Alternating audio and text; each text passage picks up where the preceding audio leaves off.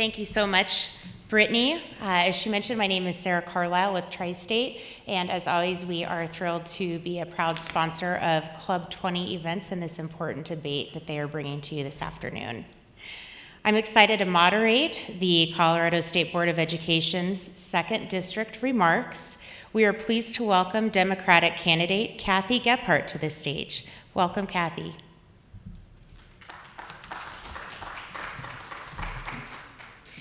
Thank you for joining us this afternoon and your willingness to serve in Western Colorado. With that, we'll begin with your opening remarks. And just as a reminder, you have 3 minutes. Oh, they said to be prepared for this. Yeah, right? All right, our timer is saying 2 minutes, so we'll go with 2 minutes for your opening remarks. All right, thank you. It's a pleasure to be here. Thank you to Club 20 for inviting me, and thank you to all of you for sticking around for this important conversation about public education. I'm Kathy Gebhardt, and as you heard, I'm running to be your representative for the State Board of Education in the 2nd Congressional District. I'm really thankful for Brittany for explaining what the State Board does, because that's usually the first question I get is, did we even have something like that, and what does it do? I'll just tell you a little about myself, and then at the end I'll tell you what my priorities are. I am a native to Colorado. I grew up in Boulder. I have 5 kids, all of whom went to public schools. I went to public schools in Boulder. My mother was a public school teacher. My grandfather was a public school teacher. You may be sensing a theme here. 2 of my daughters are public school teachers.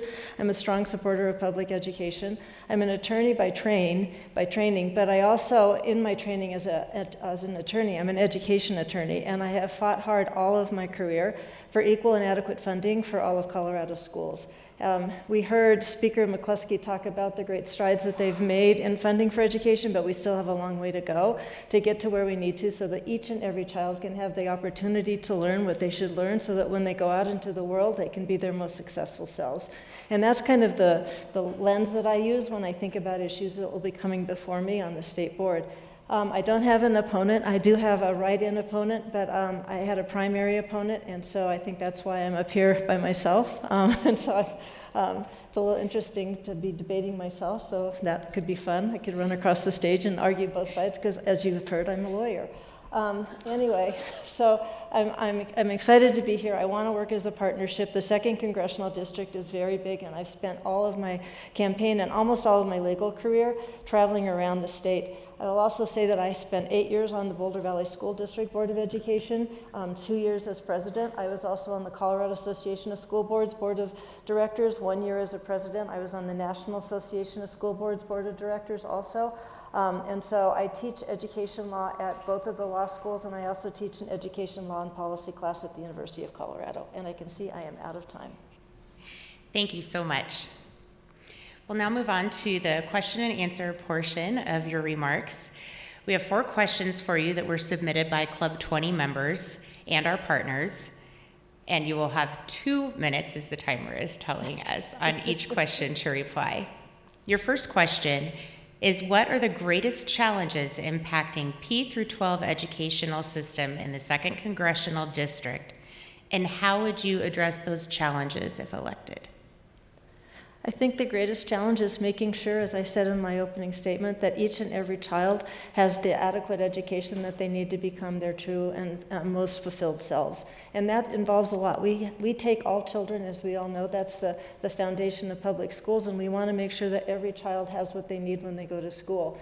We also have to make sure that what we do, the 2nd Congressional District looks quite different. We've got Boulder, and we have Larimer, and then we have very rural districts. We have Walden, we have very small districts. And so we need to make sure that the policies and the things that we put in place reflect all of the differences that all of our different schools have. We are a local control state, and so it's very important, I think, that we find a balance between kind of what the local districts need and know what's best for their own communities, and what we need as a state to provide what's called a thorough and uniform education that's in our Constitution. And so I think meeting every child's needs is one of the biggest challenges that we have. Another challenge that we have that I think we're seeing is making sure that we have highly qualified and well-compensated educators in every classroom.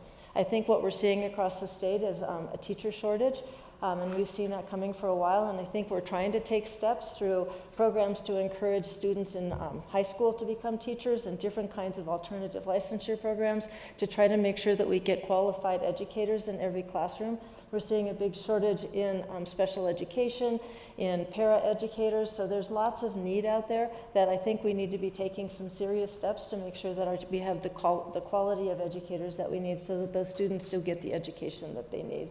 I also think that one of the issues that we have is that our facilities across the state of Colorado are not what they need to be, and we rely on local property wealth to make sure that we're able to make those facilities up to the standards of a 21st century learning, and we are not able to do that because, as we all know, local property wealth varies widely in the state. Excellent points, thank you. And in some of your remarks, you alluded to themes of your third question, which is employers are having a hard time finding employees and students are having a hard time finding work after graduation. Why do you think this dichotomy exists, and what can we do to break that barrier down to keep our Colorado talent home? There's something called the Colorado paradox, but we won't go into that right now, which is we import a lot of our talent rather than keeping our students and residents here and working in Colorado.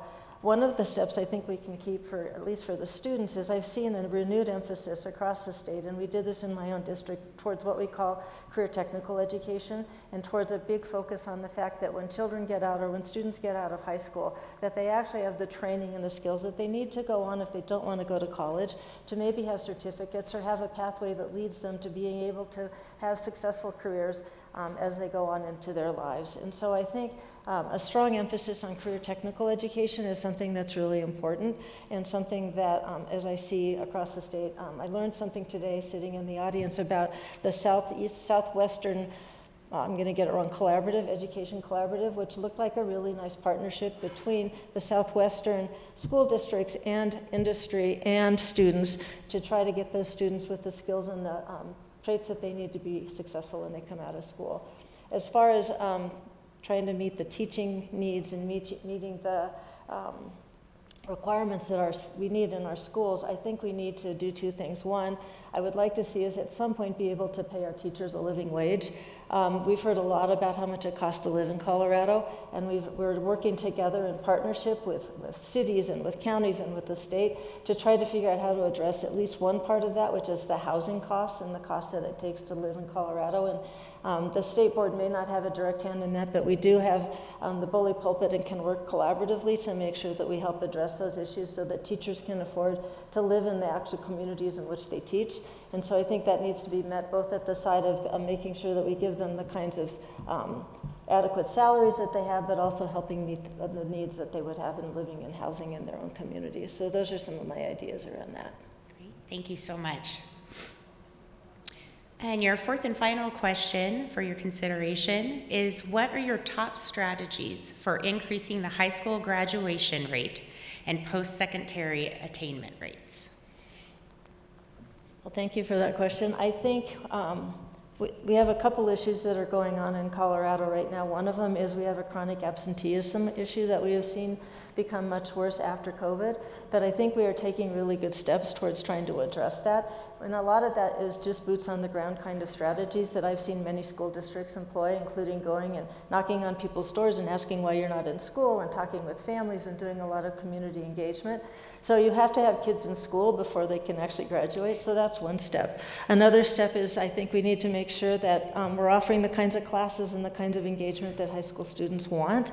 They need to have some basic skills, but as I said, I'm seeing a lot of students, in addition to taking your basic chemistry and math and science and all of that, also learning and being engaged in being able to have other extracurriculars, and they shouldn't be extracurriculars, but music and PE and athletics, and so making sure that we have a rich curriculum so that our students feel engaged and want to go to school. A lot of times what you hear is that sports are why they want to be in school, or it's an art class, or it's an after-school activity, and so I know that it's hard to staff that, especially in rural Colorado, or it can be, and I want to make sure that we have the kinds of rich opportunities so that students feel engaged and want to go to school. And so I think if we can get students in school and then keep them engaged in school by making sure we have those opportunities, then we can help with them with their post-secondary outcomes. We're starting to measure those a little bit too. It's part of the way we look at schools, and so I think by making sure that we're paying attention to that so that we know what students are doing, we know where they're going, and we know what the deficits are so that we can take the steps to try to meet that. So those are my strategies. Great, thank you so much.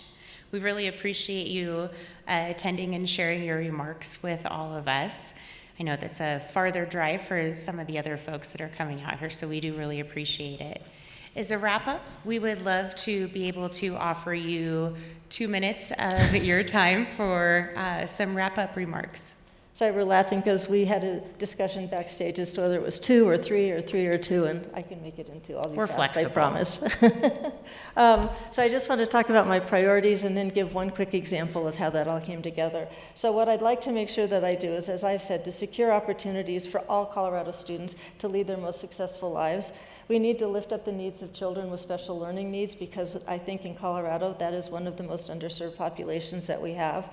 We need to make sure that we support welcoming, well-resourced, and safe schools. We've all heard about the issues around safety in schools, and I haven't had a chance to talk about that, but that's a very important issue. And as I've said, we want to ensure qualified and well-compensated educators in every school. But I'll close with one quick story. So as part of my, when I was I'm a litigator, and I brought a lawsuit against the state over how we fund building schools. And as a result of that, I tell this story. It led to the BEST program, but the reason that I talk about that is the BEST program, which stands for Building Excellent Schools Today, is that it took the effort of filing the lawsuit, it took the effort of parents stepping forward, it took the effort of legislators stepping up and wanting to try to solve this. And because what we ended up doing was settling that case in 2000, and it took several more years after that of showing up at the legislature every year and saying, we still have this problem. And the lawyers that were working with me are like, we thought we settled that case. And I'm like, no, this is an ongoing problem. And in 2008, we set up the BEST legislation that sets up a grant program for schools to be able to apply to the state for money from state trust lands, from marijuana, and from gambling. And so I often laugh that schools that are built with BEST get to put a sign on that says, brought to you by fracking, gambling, and pot. And in the San Luis Valley, if you look at the schools there, there isn't a district that hasn't been impacted by BEST. And so I think that that kind of partnership, by working with the legislature, by working with the courts, by working with school districts and pulling together, we can solve some of the funding issues that we have, and we can make Colorado one of the best education systems in the entire United States. Great. Thank you so much. Candidate Gebhardt, we cannot thank you enough for traveling over here and joining us here on the Western Slope. And Brittany, I'd love to turn it over to you.